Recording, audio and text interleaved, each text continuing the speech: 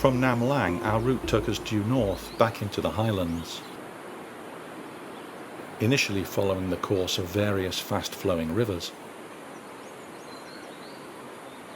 Stops along the route produced some good birds, such as this female blue-throated blue flycatcher,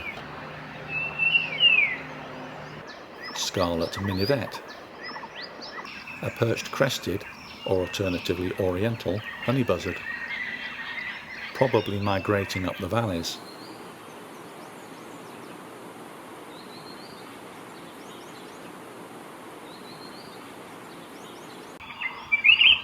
a singing black-crested bulbul,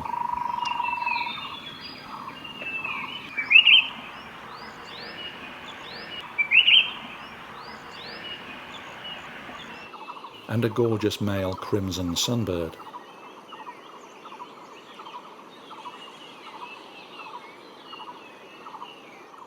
As we climbed, the valleys became steeper. A bamboo grove revealed, amongst others, this initially skulking female bay woodpecker, which thankfully chose to show a little better.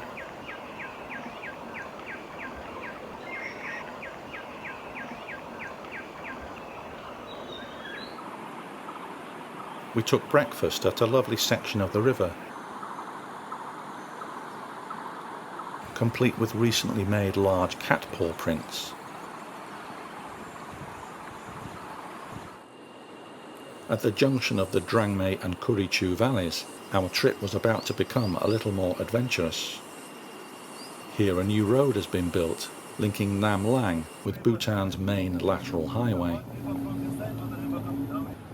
We were possibly the first tourists to travel along it.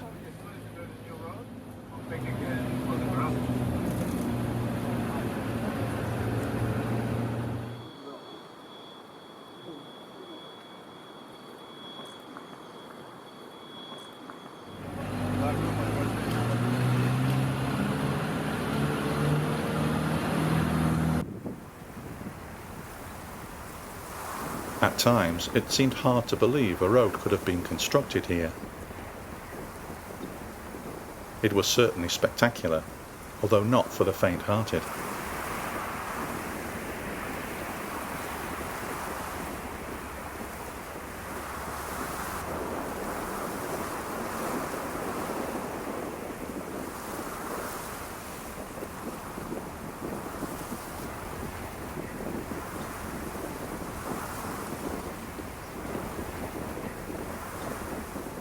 By lunchtime, we had reached a chorten overlooking the Kurichu.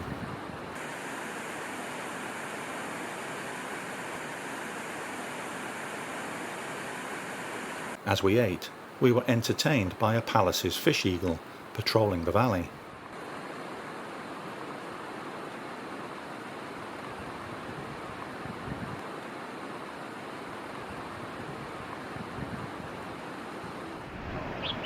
Further north, at Gyalposhing, we found a few Himalayan bulbuls, feeding alongside red-vented bulbuls.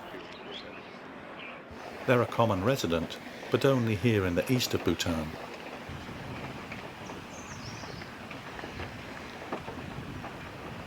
Other roadside birds included a party of white-crested laughing thrushes.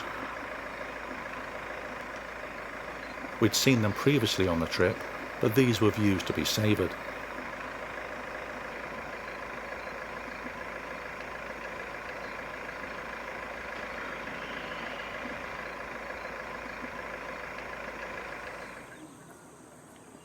By late afternoon, we had reached Yongkola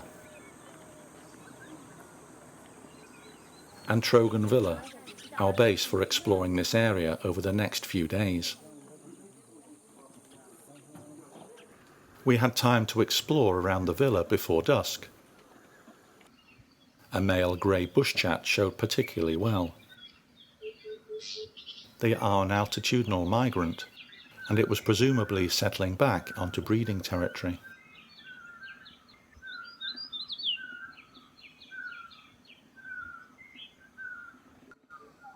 Much like this male blue-capped rock thrush.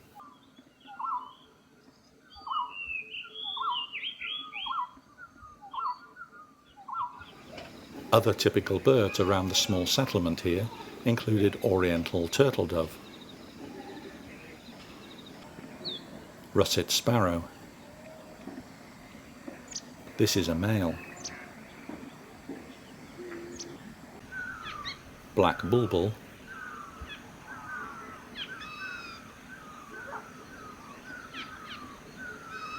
and red-vented bulbul. Interestingly, those here appear to be of the eastern rather than the Himalayan form, showing pale underparts, little scaling on obviously brown upperparts, and brown ear coverts. Yongkola sits on the famous Limithang Road, part of Bhutan's main lateral highway that stretches from Limithang to the southeast and Senghor to the northwest. It is probably Bhutan's best-known birding region. Whilst here, we focused on the areas above Yongkola. We began our first morning here below an impressive rock face, home to a colony of Nepal house martins. Their nests were at various stages of construction.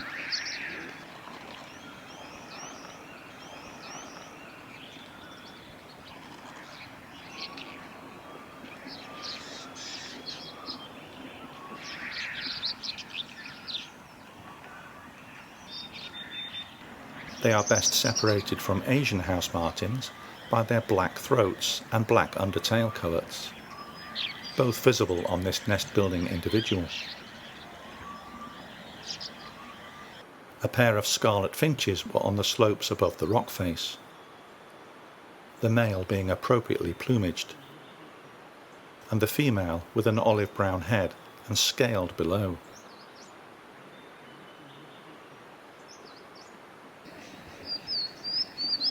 Close by was this male verditer flycatcher, and back down the road another.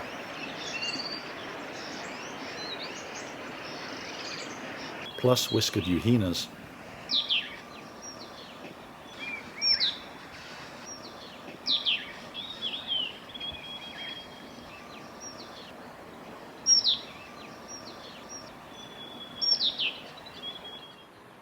At 2,360 metres, Nganglam is a tiny settlement.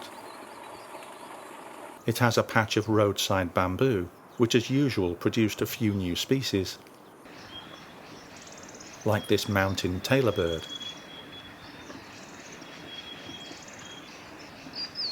a beautiful golden babbler, a red-billed leothrix, and a streak-breasted scimitar babbler. It had been calling for a while, but took a little longer to tempt out into the open.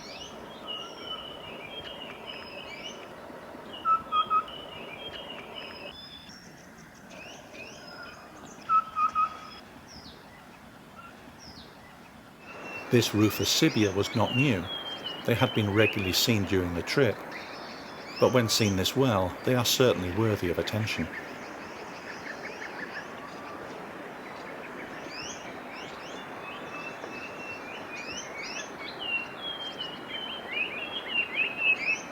We drove up to around 2,600 metres for breakfast, with some good birds in the locality. Interestingly, both of Bhutan's barwing species were present. This hoary-throated was new.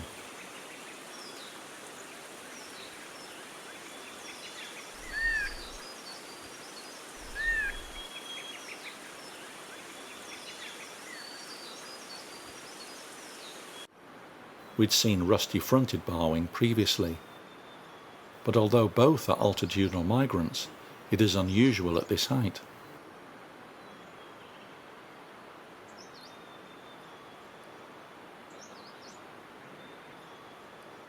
There was also a yellow-browed tit,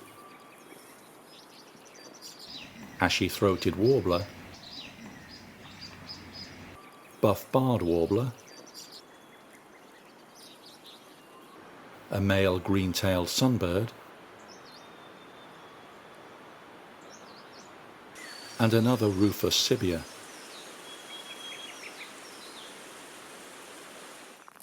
Sadly, rain soon set in, although we did briefly see a male orange-bellied niltava.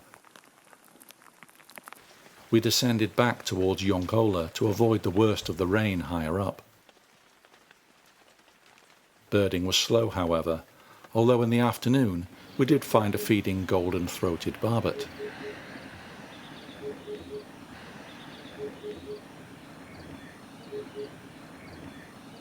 And yellow-throated fulvetas, which were new for the trip.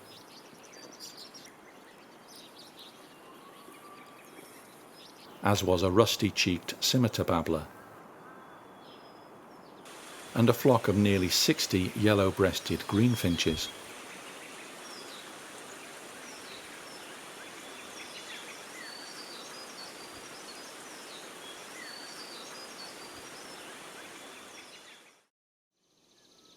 On our second day along the Limithang Road, we again braved low cloud and rain.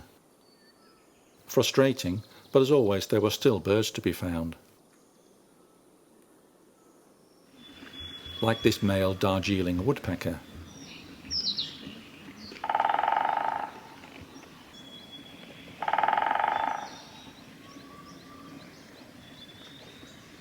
A largely concealed striated laughing thrush, one of a small flock.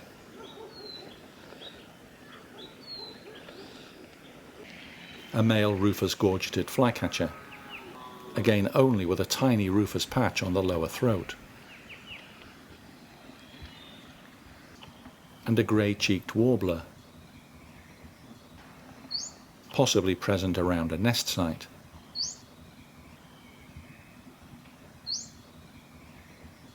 It was a little brighter mid-morning, tempting out an ashy drongo.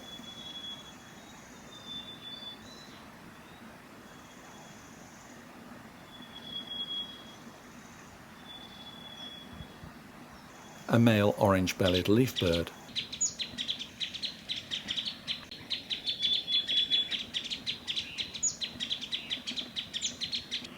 A rather confiding male Asian emerald cuckoo.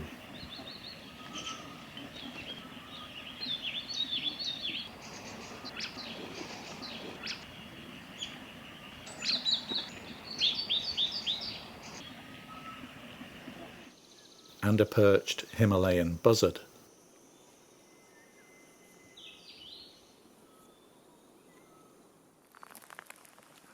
By midday the rain had returned, but we decided nonetheless to head towards Namling again. And the gamble paid off, with a spotted elatura out in the open.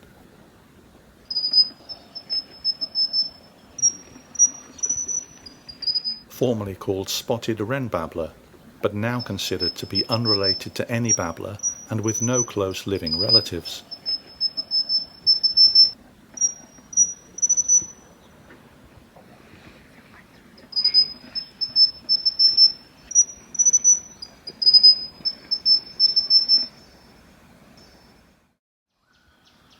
On our last morning at Yonkola, we left our lodge in better weather at last.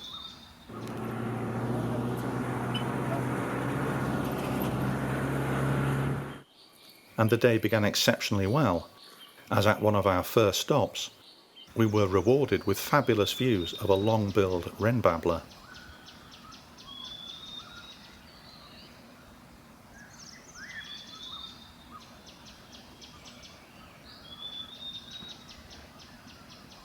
We also glimpsed a male red-headed trogon. A mountain hawk eagle passed overhead, and a female scarlet-breasted woodpecker appeared by the roadside. Mammals included this Himalayan striped squirrel,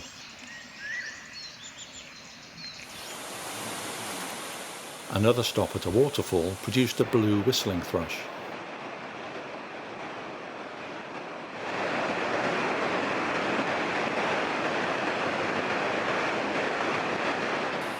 Despite the bright start, rain was never far away, just about endured by this male chestnut-bellied rock thrush.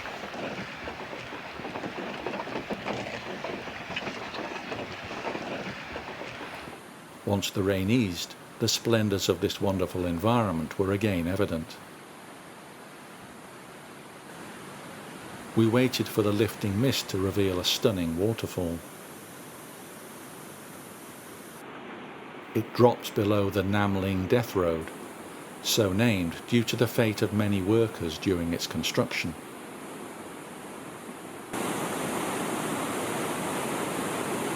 Nearby was a chawton, a memorial to a bus full of monks which fell off the same road.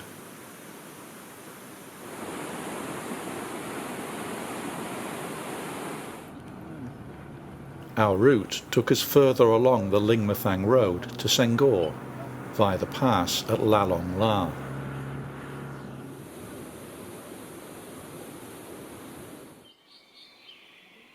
A mixed flock at the pass included striped-throated euhenas.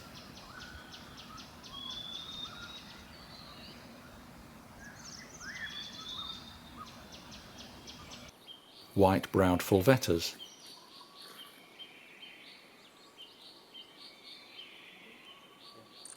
and a couple of bar-throated minlas.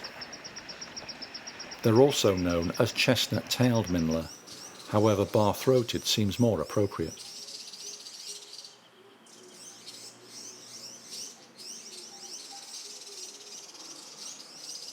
Plus this male green-tailed sunbird. We took lunch on the far side of the pass.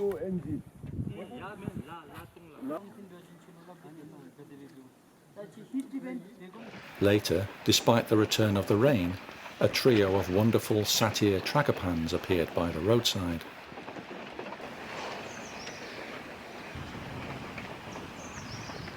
They are undoubtedly one of Bhutan's star birds, and we felt justifiably rewarded for tolerating the dreadful weather. They often come to roadsides to eat grit as an aid to their diet.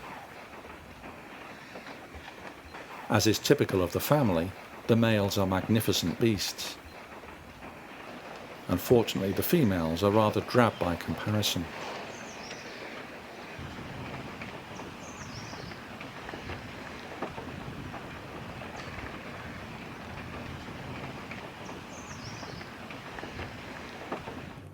We arrived at our campsite at Senghor at around 3,000 metres in the late afternoon, complete with chanting monks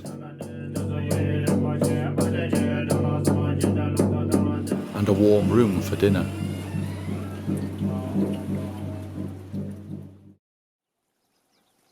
When we rose in the morning, the vista from the campsite looked pretty much like it had the night before. Drizzle and low cloud.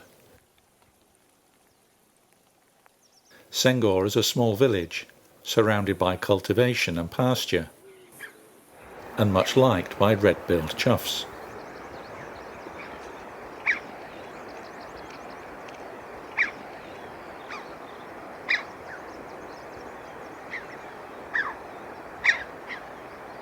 From here we were heading towards the Bumthang Valleys around Chakar. It wasn't long before we stopped for more sumptuous views of a magnificent male satyr tragopan in the roadside forest. If anything, this one was showing better than the ones we'd seen the previous afternoon.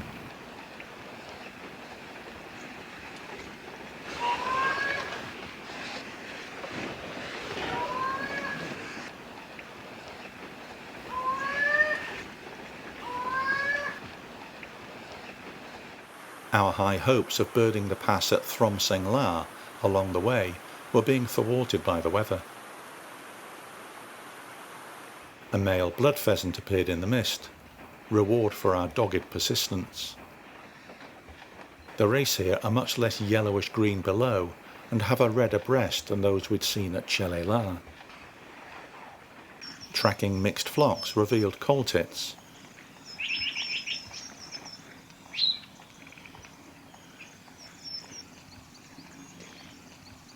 Plenty of striped-throated euhenas.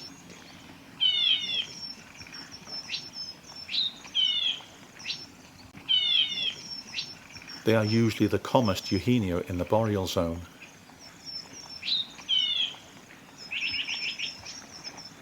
buff-barred warbler, and a brief but much appreciated fire-tailed sunbird. At the top of the pass, we could only guess at the vistas obscured by the cloud.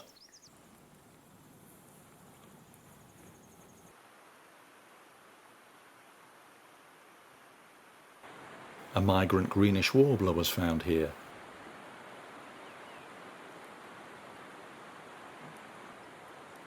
Along with a nice male white-browed bush robin. There was much debate over the pickers we saw here. This one was clearly a Royals picker. But another much larger and greyer-headed individual went unidentified. As we descended the far side of the pass, we encountered more blood pheasants. An amazing 22 in total, of which this one showed best.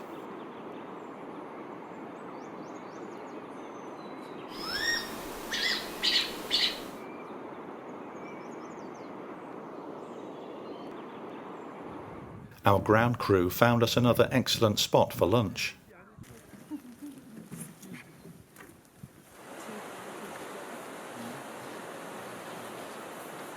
Moving on, open fir forests dominated the habitat, usually with a good understory of rhododendron, and home to common crossbills.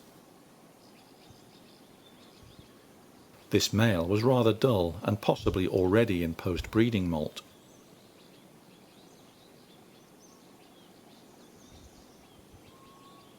And the females here seem to show more grey than western birds.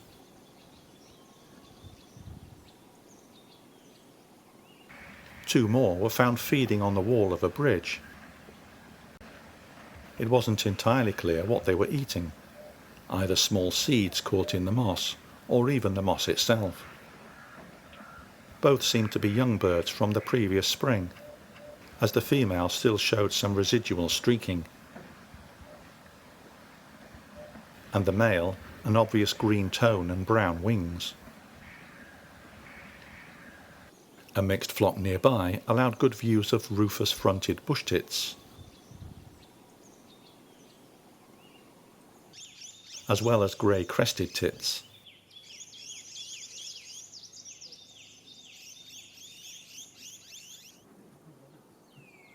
As we dropped down to the Bumthang Valleys, there were lots of grey-backed shrikes. Our base for the night was in Chakar, the main town in the valley region, at the very pleasant Lekki guest house.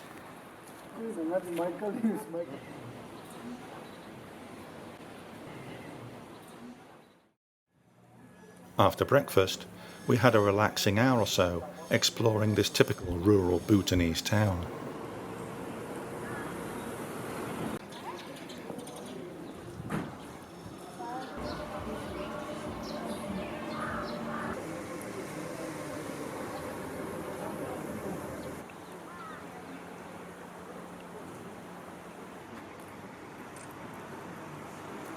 As we left the valley, a close Eurasian hoopoe necessitated a quick stop.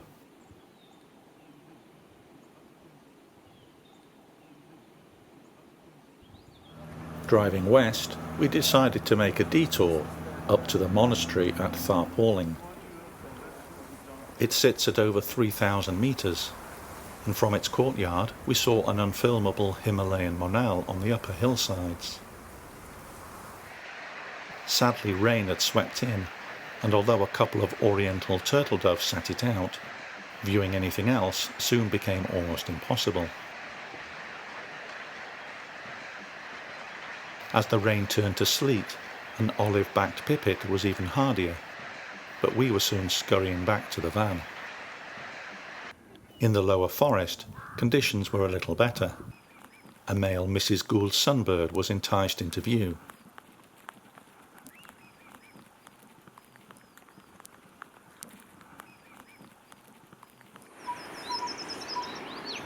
And David's owl imitation also called in a white-browed fulvetta.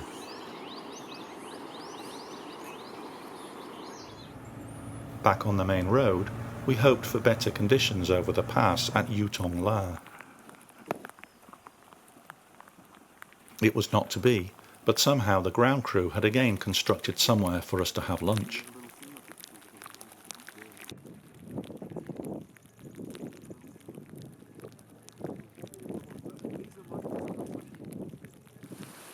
Determined not to be deterred by the weather, afternoon birding stops uncovered rufous-vented euhenas and red-headed bullfinches.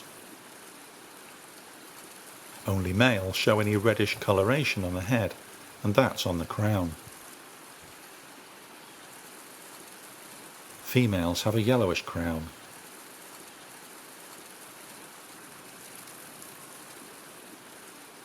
Later we found an attractive male red-tailed minler, as well as bar-throated minler, and then a lemon-rumped warbler. It was a tough drive to get to our next overnight stop at Trongsa, but we arrived with enough time to see the famous dzong here. It's the largest in the country and was formerly the seat of power in Bhutan.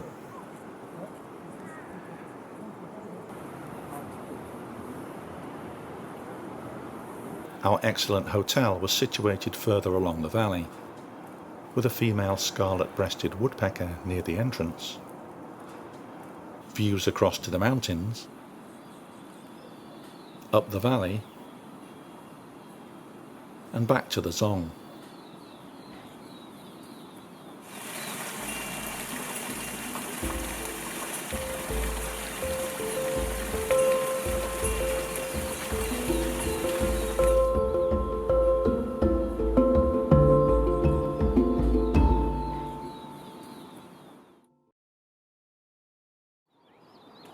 Dawn revealed more low cloud, but at least it wasn't actually raining. Yet.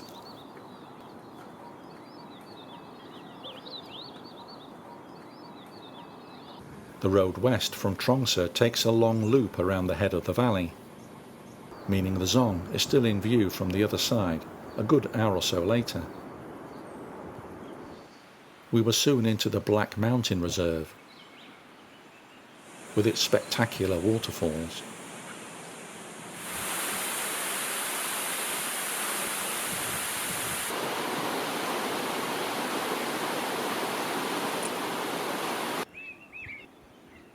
A great place for breakfast, and this whistler's warbler.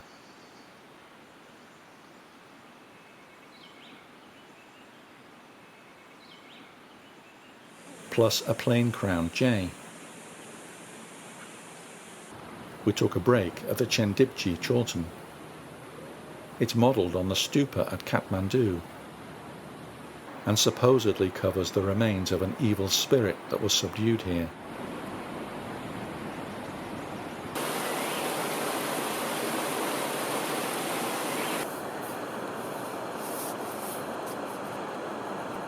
From Chendipji, we drove up to Pele.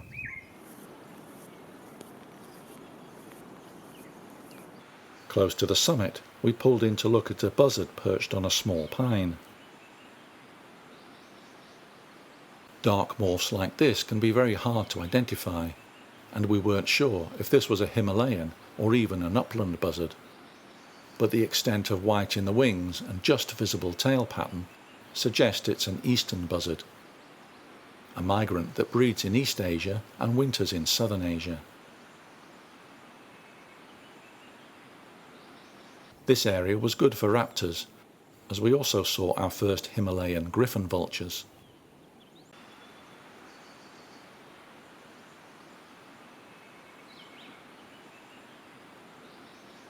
And joining them briefly, an immature lammergeier being mobbed by a large-billed crow.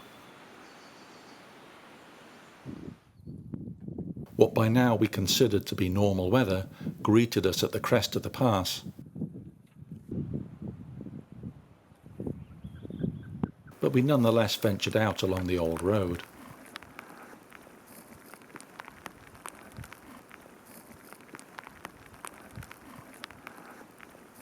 The rhododendron-covered slopes here were our last chance for a few high-altitude species, so we stuck it out.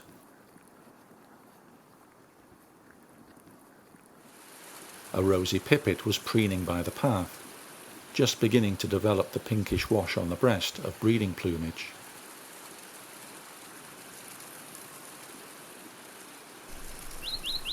A male green shrike babbler was amongst a mixed flock.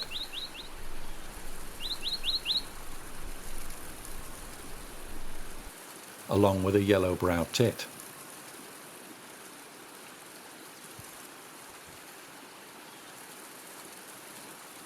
Rufous-fronted bush tit,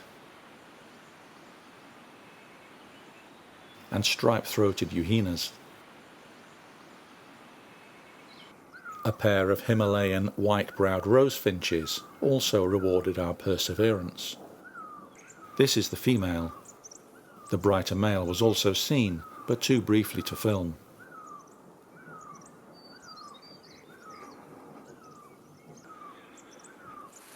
Soon followed by a yellowish-browed female crimson-browed finch, one of two present.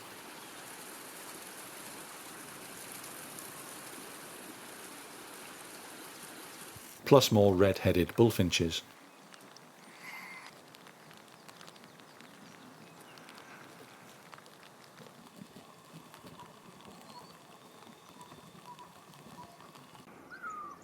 Across Pele, we then continued west via the Dangchu Valley towards Wongdi Pho Drang. Along the way, another waterfall stop.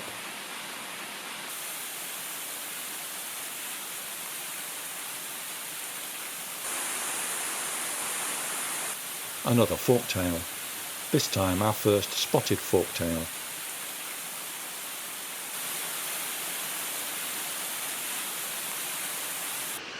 Not far away was this dark-sided flycatcher, a species seen previously, but this one was particularly tame.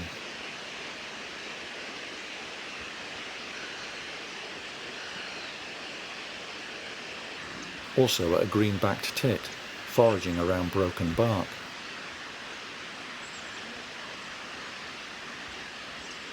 And another confiding black-throated bush tit.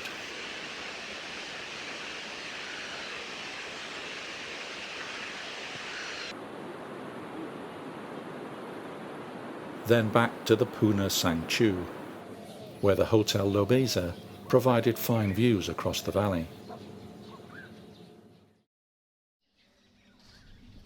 Our last full day and a glimpse of the Himalayas.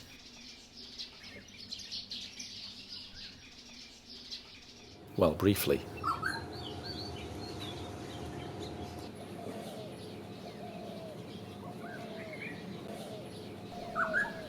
The dawn chorus included a rusty-cheeked scimitar babbler.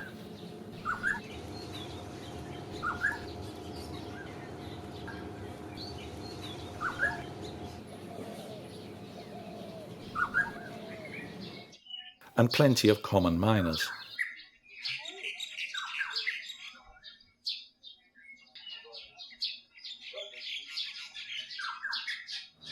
After a leisurely breakfast, we began the drive back to Paro, stopping for a flock of white-throated laughing thrushes.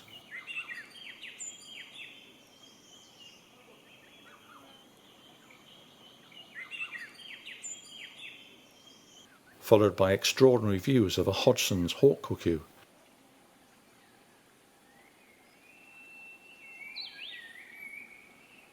Uncommon and elusive at the best of times, we hadn't even heard one previously, yet this individual perched out in the open.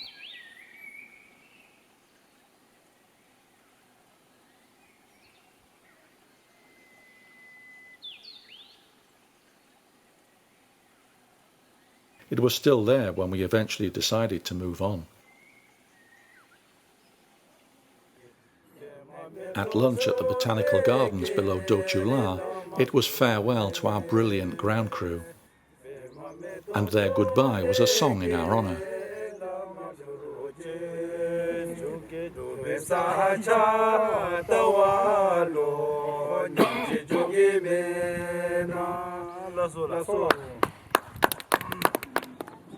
Being the weekend and early afternoon, the top of Dochula was busy by Bhutanese standards. We enjoyed the views and moved on.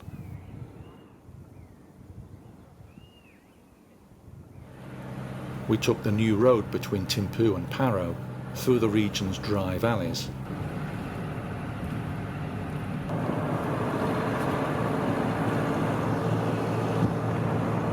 And found a Himalayan goral feeding on one of the hillsides.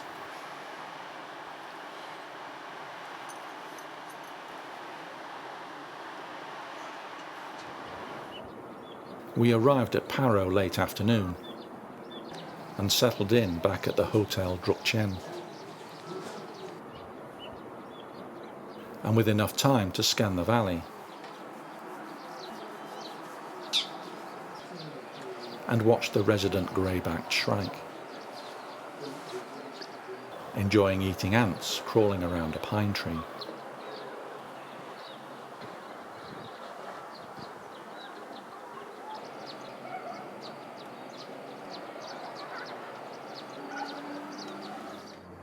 This was our last night in Bhutan, and an end to a memorable 3 weeks in this wonderful, friendly country.